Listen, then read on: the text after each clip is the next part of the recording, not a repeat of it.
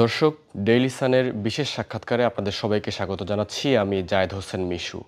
আজ আমাদের সঙ্গে অতিথি হিসেবে উপস্থিত আছেন বাংলাদেশ জাতীয়তাবাদী দল বিএনপির সাংগঠনিক সম্পাদক শামা ওবায়েদ। আপনাকে স্বাগত জানাচ্ছি। প্রথমেই জানতে চাই, এই যে নতুন বাংলাদেশ, নতুন রাষ্ট্র, নতুন সরকার, সবকিছু মিলিয়ে আসলে দেশের জনগণ কেমন আছে, রাষ্ট্র কেমন আছে? দেখুন, দীর্ঘ ১৭ বছর ধরে জনগণ একটা যুদ্ধের মধ্যে ছিল। প্রত্যেকটি রাজনৈতিক দল একটা যুদ্ধের মধ্যে ছিল, যেহেতু একটি স্বৈরাচারী সরকার ক্ষমতায় ছিল। এখন একটা ধাপ আমরা পেরিয়েছি। অনেক আত্মাহুতির মধ্য দিয়ে, অনেক রক্তের ভিতর দিয়ে, অনেক মৃত্যুর মধ্য দিয়ে আনফর্চুনেটলি আমরা একটা জায়গায় পৌঁছেছি যেখানে আমরা বাংলাদেশটাকে স্বৈরাচার মুক্ত করা গেছে। এই জন্য নতুন প্রজন্ম, নিউ জেনারেশন সবাই কিন্তু এটাকে একটা নতুন বাংলাদেশ টার্মটা ইউজ করছে সবাই, যে নতুন বাংলাদেশ। এখন নতুন বাংলাদেশ গড়তে গেলে পুরাতন বাংলাদেশে যা যা ঘটেছিল, যা যা হওয়া উচিত ছিল না, সেগুলো তো পর্যালোচনা করার প্রয়োজন আছে। তো একজন রাজনৈতিক কর্মী হিসেবে আমি মনে করি যে আমাদের রাষ্ট্র, সমাজ, সব কিছুকেই আওয়ামী লীগ এত বেশি কলঙ্কিত করে গেছে, এত বেশি নষ্ট করে গেছে যে পরতে পরতে দুর্নীতি, পরতে পরতে অসামাজিক কর্মকাণ্ড এগুলো ঢুকে গেছে। ইনস্টিটিউশনগুলোকে যদি পরিশুদ্ধ করতে হয়, সিস্টেমটাকে যদি পরিশুদ্ধ করতে হয়, তাহলে আমাদের প্রত্যেকটি গণতান্ত্রিক প্রতিষ্ঠানগুলোকে ঢেলে সাজাতে হবে, সিস্টেম ঠিক করতে হবে। মানুষ খারাপ হতে পারে, মানুষ পরিবর্তন হতে পারে, কিন্তু সিস্টেম যদি ঠিক থাকে তাহলে কিন্তু একটি গণতান্ত্রিক রাষ্ট্রে আপনি মানে অনৈতিক কাজ করতে চাইলেও সিস্টেম আপনাকে করতে দিবে না, আপনি দুর্নীতি করতে চাইলেও সিস্টেম আপনাকে করতে দিবে না। আমাদের বিচার বিভাগ, আমাদের নির্বাচন কমিশন, আমাদের প্রত্যেকটি গণতান্ত্রিক প্রতিষ্ঠান, আমাদের অ্যান্টি কারাপশন ব্যুরো, আমাদের প্রত্যেকটি ট্রেড বডি, হ্যাঁ, যেখানে আমাদের বিশেষ করে আমাদের প্রাইভেট সেক্টর জড়িত, আমাদের ব্যবসায়ী মহল, ছোট বড় সব মিলিয়ে আমাদের এত বিশাল ছাত্র সমাজ, এত বিশাল আমাদের শ্রমিক, এত এত ধরনের শ্রমিক আমাদের আছে, কৃষক, সবার যদি উন্নয়নের কথা আমি ধরি, তাহলে কিন্তু একটা গঠনমূলক পরিবর্তন দরকার। শেখ হাসিনার উন্নয়ন না, একেবারে মানে শুধু নিজের পকেট ভারী করার জন্য বা মানুষের দেশের টাকা চুরি করে বিদেশে পাঠানোর জন্য না, একেবারেই গঠনমূলক এবং মানুষের ভাগ্যের পরিবর্তন, দৈনন্দিন জীবনের পরিবর্তনের যদি উন্নয়ন ধরি, তাহলে সেই ক্ষেত্রে এই কাজগুলো করতে হবে। তাহলে নতুন বাংলাদেশের দিকে আমরা তাকাতে পারবো। আওয়ামী লীগ আগামী নির্বাচনে অংশগ্রহণ করবে কিনা, বা আওয়ামী লীগের এই শাসনামলে তাদের যেই বিচার হওয়ার কথা, সেই বিচারটি আসলে কিভাবে হওয়া উচিত বলে আপনি মনে করেন? না, দেখুন, অবশ্যই আমি মনে করি যে আওয়ামী লীগের যারা খুনের সাথে জড়িত, যারা খুনের অর্ডার দিয়েছে, যারা কোল্ড ব্লাডেড মার্ডারার, যারা এই আপনার বিডিআর হত্যা থেকে শুরু করে 2024 পর্যন্ত যতগুলো খুন গুম হয়েছে, প্রত্যেকটার বিচার তো হওয়া উচিত। এবং যারা এদের সাথে জড়িত ছিল, যারা এগুলো অর্ডার দিয়েছে, সর্বোচ্চ পর্যায়ে যারা জড়িত ছিল, তাদেরকে অবশ্যই আইনের আওতায় আনা উচিত এবং তাদের বিচার হওয়া উচিত। আমি এটা একজন মানে বাংলাদেশের একজন নাগরিক হিসেবে আমি এটা মনে করি। এটা যদি না হয়, যেসব পরিবারগুলোর তারা জানে না তাদের সদস্যরা এখনো কোথায়, যারা গুম হয়েছে, তাদের তো জানতে হবে, তাদের তো বুঝতে হবে, তাদের একটা ক্লোজার দরকার। তো সবসময় আমি বলি যে নতুন বাংলাদেশের দিকে এগোতে হলে পুরনো বাংলাদেশের জঞ্জাল আমাদের পরিষ্কার করতে হবে। সেই জঞ্জাল পরিষ্কার যতক্ষণ পর্যন্ত আমরা না করব, ততক্ষণ পর্যন্ত কিন্তু আমরা একটি স্বচ্ছ রাষ্ট্র, একটি মানবিক রাষ্ট্র গড়ে তুলতে পারবো না। আজকে ছাত্র জনতার দাবি কি ছিল? জুলাই আগস্টে যারা আত্মাহুতি দিয়েছে, যাদেরকে গুলি করে মারা হয়েছে, এদের দাবি কি ছিল? দাবি ছিল যে একটা আপনার বৈষম্যহীন একটা সমাজ, একটা রাষ্ট্র। তো সেই বৈষম্যহীন রাষ্ট্র যদি গড়তে হয়, তাহলে তো যারা বৈষম্য তৈরি করেছে, যারা দেশটাকে ভাগ করে রেখেছিল, তাদের বিচার তো করতে হবে। এবং এই সরকারকে কতটুকু, এবং এই বিচারটাও আমি বলবো যে এটা চলমান প্রক্রিয়া, কিন্তু এই জন্যই আমরা সবসময় বিচার বিভাগের সংস্কারের উপর খুব জোর দিচ্ছি, কারণ বিচার বিভাগ আমরা দেখেছি এতদিন স্বাধীন ছিল না।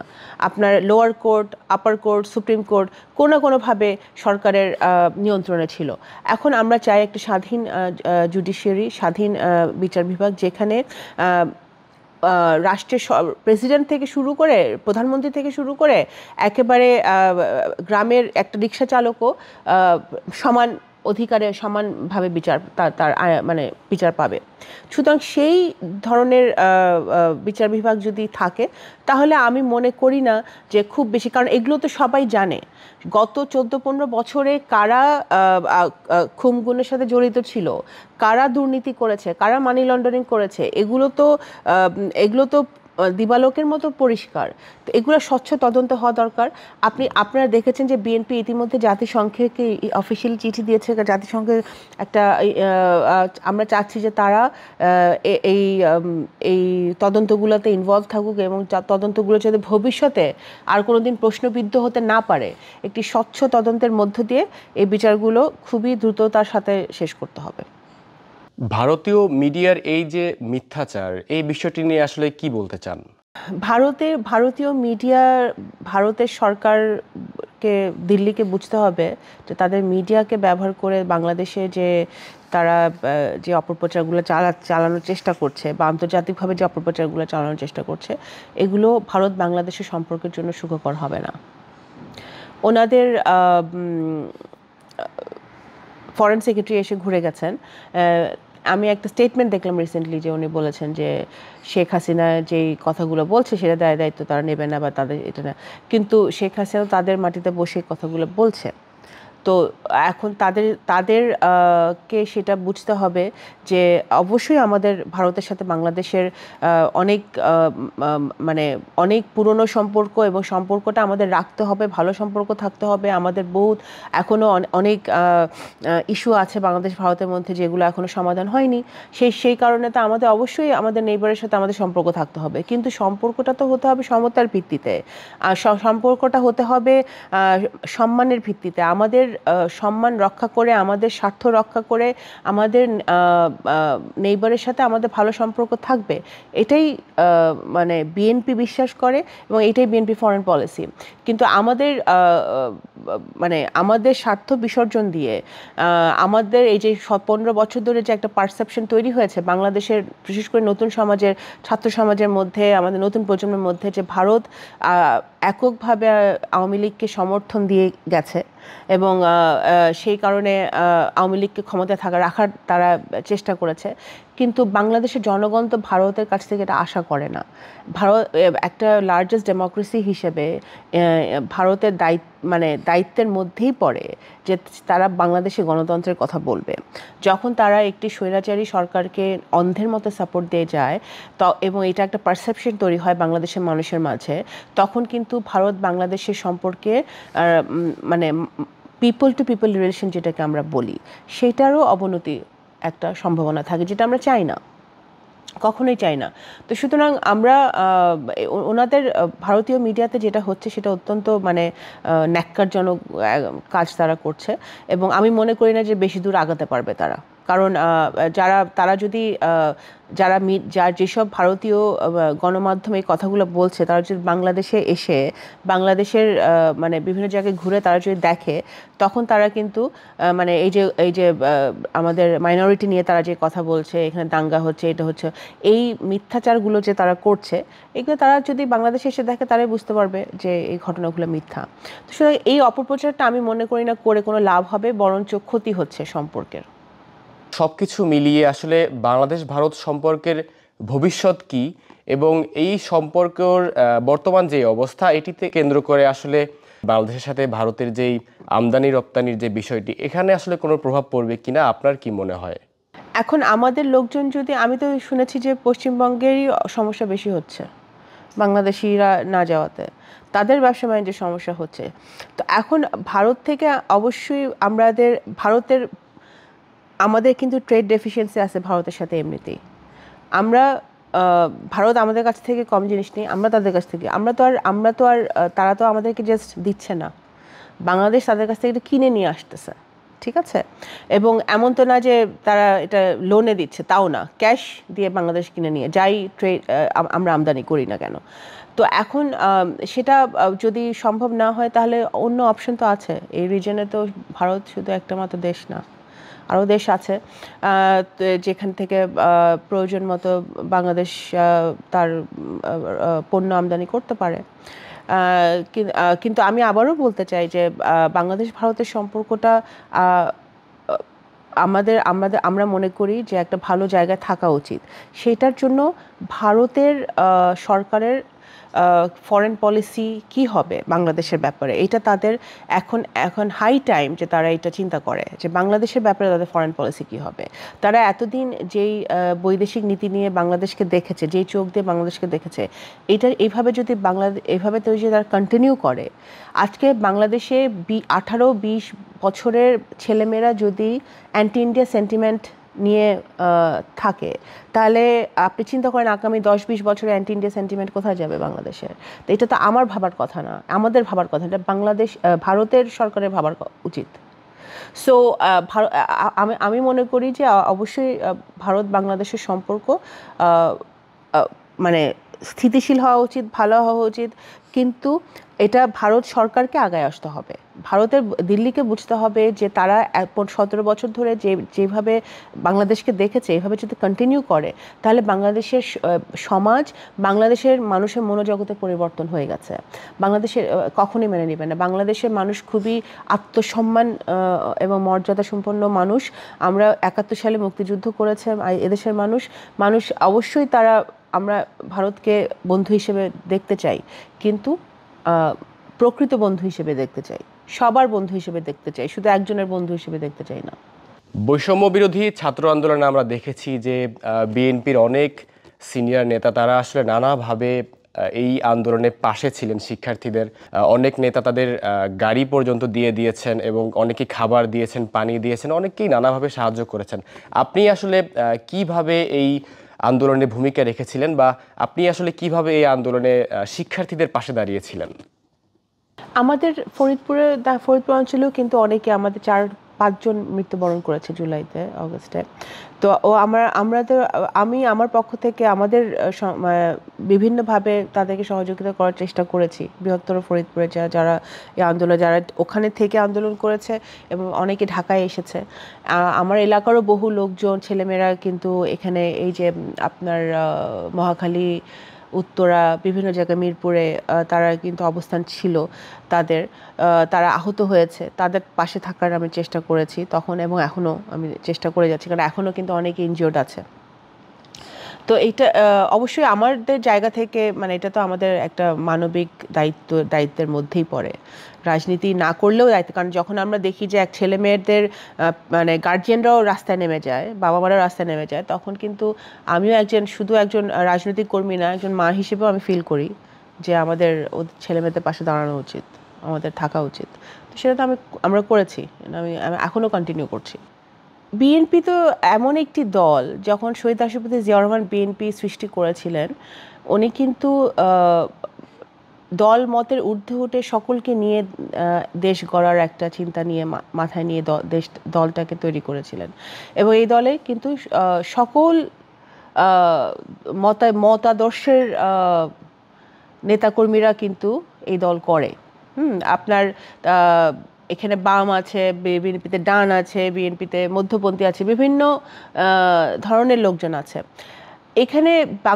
বিএনপি যেটা বিশ্বাস করে, আমাদের 31 দফাটা যদি আপনারা একটু দেখেন, যেটা নিয়ে আমরা সারা দেশে তরুণ সমাজদের মাঝেও আমরা যাচ্ছি, রুট লেভেল পর্যন্ত যাচ্ছি, এই 31 দফাটা যদি দেখেন, আমাদের যে রাষ্ট্র সংস্কারের যেই কথাগুলো বলা আছে, আমাদের বিভিন্ন সেক্টরের সংস্কারের যে কথাগুলো বলা আছে, যুবকদের জন্য যে কথাগুলো বলা আছে, যেমন আপনার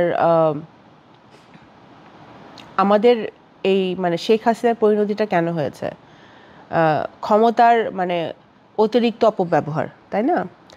আমরা যে বলেছি যে জনাব তারেক রহমান সাহেব নিজেই এটা বলেছেন যে একজন প্রধানমন্ত্রী দুইবারের বেশি হতে পারবে না, থাকতে পারবে না। প্রধানমন্ত্রী আর প্রেসিডেন্টের মধ্যে ভারসাম্য, ক্ষমতার ব্যালেন্স, এগুলো কিন্তু একটি মানবিক রাষ্ট্র সমাজ গড়তে সাহায্য করবে এবং এগুলো বিএনপি মনে প্রাণে বিশ্বাস করে। যুব সমাজকে একটি মানে স্বচ্ছভাবে যুব সমাজকে শিক্ষার সুযোগ দেওয়া, স্বাস্থ্যের সুযোগ দেওয়া, এটা কিন্তু 31 দফায় আছে। যেমন প্রত্যেকটা, আপনি যদি গ্রামাঞ্চলে যান, প্রত্যেকটা ফ্যামিলি কার্ডের একটা সিস্টেমের কথা বলা হয়েছে 31 দফায়। এই জিনিসগুলো কিন্তু গুলোর উপর বিএনপি কিন্তু অলরেডি কাজ করছে। তো বিএনপি বিশ্বাস করে যে নতুন বাংলাদেশ গড়তে হলে, নতুন রাষ্ট্র গড়তে হলে, নতুন সমাজ গড়তে হলে সবাইকে নিয়ে গড়তে হবে, ইনক্লুসিভ, যেটার কথা আমাদের যে মানে জাতীয় সরকারের যে কনসেপ্টের কথা বলেছে বিএনপি, যে একটি নির্বাচনের পরে যখন যদি বিএনপি জনগণের ভোটে নির্বাচিত হয়, যদি সরকার গঠন করার সুযোগ পায়, তাহলে সবাইকে নিয়ে দেশ গড়ার একটা পরিকল্পনা বিএনপির আছে। তরুণদের মধ্যে রাজনীতির আগ্রহ তৈরি করতে কি ধরনের পদক্ষেপ নেওয়া দরকার এবং তাদেরকে বিএনপিতে আগ্রহী করতে কি ধরনের পদক্ষেপ নেওয়া দরকার বলে আপনার মনে হয়? যে যাকে যেখানে প্রয়োজন, দক্ষতার ভিত্তিতে, ট্যালেন্টের ভিত্তিতে, যোগ্যতার ভিত্তিতে তরুণ সমাজ উঠে আসবে এবং যেটা যেই বৈষম্যের কথা বারবার তরুণ সমাজ বলছে, সেই বৈষম্যটাকে দূর করার জন্যে শিক্ষা, স্বাস্থ্য, প্রত্যেকটি ক্ষেত্রে যদি আমরা প্রত্যেকটি, আমি যেটা একটু আগে বললাম, গণতান্ত্রিক প্রতিষ্ঠানগুলোকে যদি আমরা স্বচ্ছতার সাথে এবং জবাবদিহিতার আওতায় নিয়ে আসতে পারি, তাহলেই কিন্তু তরুণ সমাজ দাঁড়িয়ে যাবে। তাহলেই কিন্তু তরুণ সমাজের আপনার চাকরি পেতে, ব্যবসা বাণিজ্য করতে, আপনি সরকারি বলেন বেসরকারি বলেন, কোনো খাতেই সমস্যা হবে না। এবং নিজের দলের মধ্যেও উনি সেই ডিসিপ্লিনটা আনার চেষ্টা করছেন। যেখানেই উনি শুনছেন যে কেউ কোনো কিছু করছে বা কোনো দখলবাজির মধ্যে যে যাচ্ছে, বা বিএনপি এত বড় দল, অনেক জায়গায় টুকটাক হতে পারে, সেখানেও কিন্তু যেখানে উনি খবর পাচ্ছেন, উনি কিন্তু মানে ইনভেস্টিগেট করার আগে উনি ইয়ে করছেন, মানে পদক্ষেপ নিচ্ছেন, পানিশমেন্ট দিচ্ছেন। তো সেই ক্ষেত্রে আমি মনে করি যে বিএনপি বাংলাদেশে, বিএনপি এমন একটি দল যে দল ইনক্লুসিভ পলিটিক্সে বিশ্বাস করে, সবাইকে নিয়ে দেশ গড়বে এটা বিশ্বাস করে, নারী মানে জেন্ডার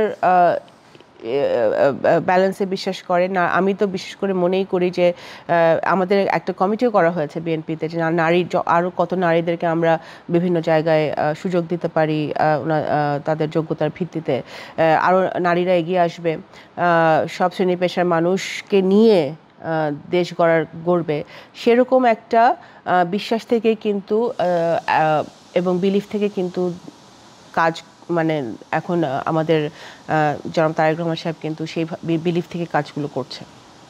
বাংলাদেশের জনগণ ডিসাইড করবে যে কোন দল এখানে পলিটিক্স করতে পারবে কি পারবে না। বাংলাদেশ জাতীয়তাবাদী দল বহুদলীয় গণতন্ত্রে বিশ্বাস করে, আমাদের প্রতিষ্ঠাতা বহুদলীয় গণতন্ত্রে বিশ্বাস করে দেখে তখনও আওয়ামী লীগ যে বাকশাল কায়েম করেছিল, কিন্তু পরবর্তীকালে যখন গণতন্ত্রকে ফিরিয়ে আনলো শহীদ রাষ্ট্রপতি জিয়া রহমান, তখন কিন্তু আওয়ামী লীগও পলিটিক্স করার সুযোগ তখনও পেয়েছিল, তাই না? তো এখন এই আমরা কিন্তু বাংলাদেশের জনগণ বিলিভ করে, কারণ এত ক্রাইম হয়েছে, এত অত্যাচার অনাচার হয়েছে সাধারণ মানুষের উপরেও, সেক্ষেত্রে সেটা তো বাংলাদেশের জনগণ, আমি মনে করি ক্ষমতাটা বাংলাদেশের জনগণের হাতে ফিরিয়ে দেওয়া উচিত। জনপ্রশাসন তো একটা বিশাল জায়গা সংস্কারের, এই সংস্কারটা তো করতেই হবে ইলেকশনের আগে।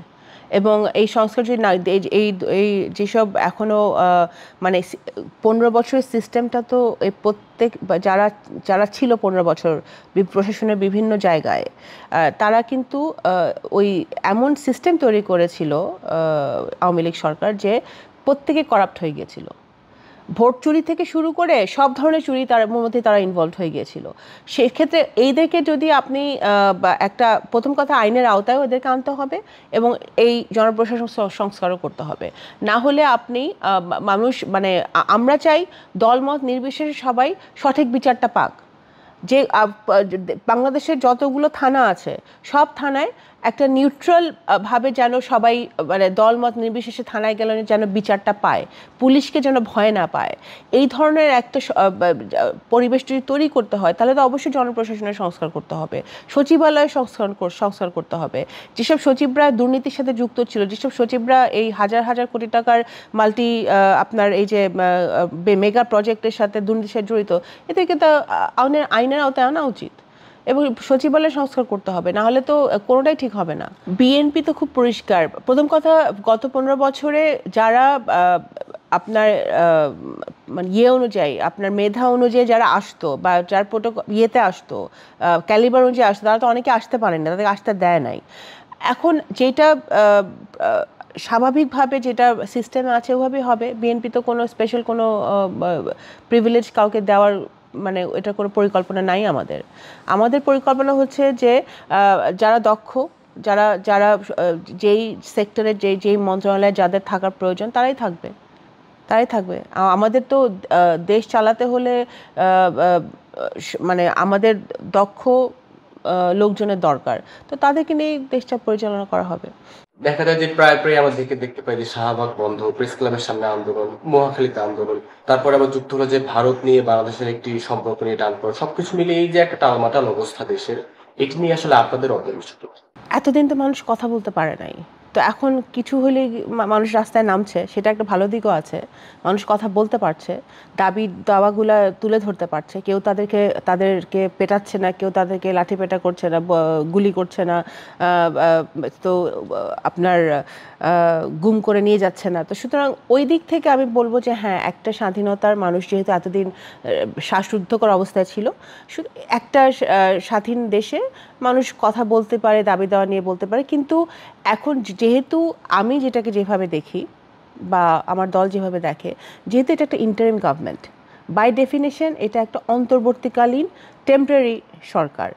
এই সরকারের সব সমস্যার সমাধান এই সরকারের করা সম্ভব না, কারণ এটা একটি রাজনৈতিক সরকার নয়। এটি একটি বিশেষ সিচুয়েশনে নোবেল বিজয়ী প্রফেসর ইউনূস সাহেব উনি দায়িত্ব নিয়েছেন এবং এই ওনার যে ক্যাবিনেট আছে সেই ক্যাবিনেটের স্পেসিফিক দায়িত্ব আছে।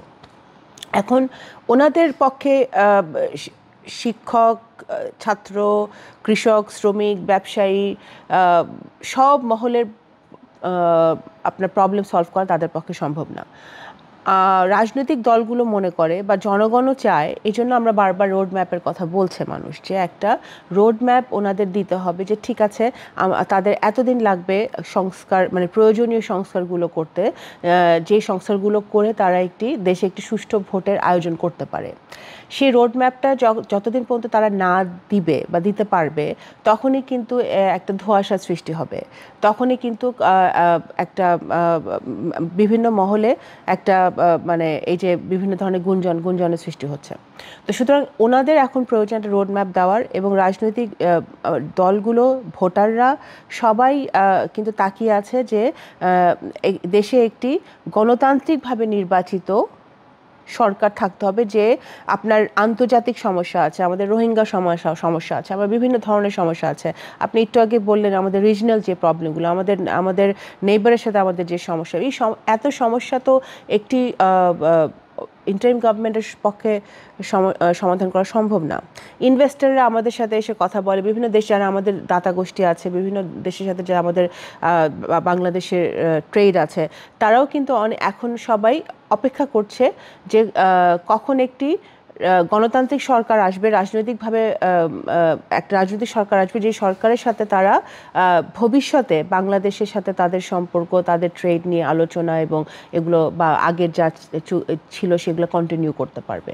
তো সুতরাং আমি আমার মনে হয় যে এটা ওনাদের এই বর্তমান ইন্টারিম সরকার ওনারা চেষ্টা করছেন এবং বিএনপি তো অফিসিয়ালি তাদেরকে সমর্থন দিয়েছে, আমরা তাদেরকে এবং আমরাও দেখেন আমরা কিন্তু কিছু কমিশন নিজেদের মধ্যে বিএনপি তো গঠিত হয়েছে, যে কমিশনগুলো টিম গঠন করা হয়েছে, যে কাজগুলো হচ্ছে যে এই অন্তর্বর্তীকালীন সরকার যে কাজগুলো করছে, সংস্কারগুলো করছে, তাদেরকে সহায়তা করা, তাদেরকে সাজেশন দেওয়া, এগুলো কিন্তু ইতিমধ্যে আমরা তাদেরকে দিচ্ছি, অফিসিয়ালি দিচ্ছি।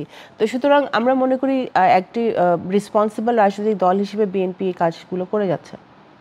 সবশেষে একটি প্রশ্ন জানতে চাই, আসলে সংস্কার নাকি নির্বাচন, কোনটিকে আসলে প্রাধান্য দেওয়া উচিত বলে আপনার মনে হয়? নির্বাচন কমিশন 1 নম্বর, 2 নম্বর আপনার বিচার বিভাগ, 3 নম্বর জনপ্রশাসন, 4 নম্বর আপনার দুদক। দুদক কেন বলছি, কারণ এটা একটা গুরুত্বপূর্ণ জায়গা। হ্যাঁ, এখানেও কিন্তু সংস্কারের প্রয়োজন আছে। সবগুলো গণতান্ত্রিক প্রতিষ্ঠান সংস্কারের সম্ভব না এখন, কারণ সেটা সংস্কার একটা চলমান প্রক্রিয়া। আপনি একটা ইন্টারিম গভর্নমেন্টের পক্ষে সব সংস্কার করা সম্ভব না, যেটা একটি রাজনৈতিক সরকার অনেক সমস্যা মোকাবেলা করতে পারে, কিন্তু একটা ইন্টারিম গভর্নমেন্টের পক্ষে এটা হার্ড হয়ে যায় অনেক সময়। তো আমরা সকল রাজনৈতিক দল কিন্তু তাদেরকে সহযোগিতা করছে এবং তাদের উচিত এই সহযোগিতার সুযোগ নিয়ে সংস্কারগুলা স্বচ্ছভাবে করে একটি মানে অ্যাটলিস্ট এখন ইমিডিয়েটলি একটা রোড ম্যাপ দেওয়া উচিত ওনাদের। রোড ম্যাপ দিলে মানুষও বুঝতে পারবে, রাজনৈতিক দলগুলো বুঝতে পারবে যে আমাদের মানে কোনভাবে কিভাবে আমাদের এগোতে হবে। আপনাকে ধন্যবাদ জানাচ্ছি আমাদেরকে সময় দেওয়ার জন্য। দর্শক, আবারও যুক্ত হব অন্য কোনো পর্বে অন্য কোনো অতিথির সঙ্গে। সেই পর্যন্ত সবাই ভালো থাকুন, সুস্থ থাকুন, ডেইলি সানের সঙ্গে থাকুন।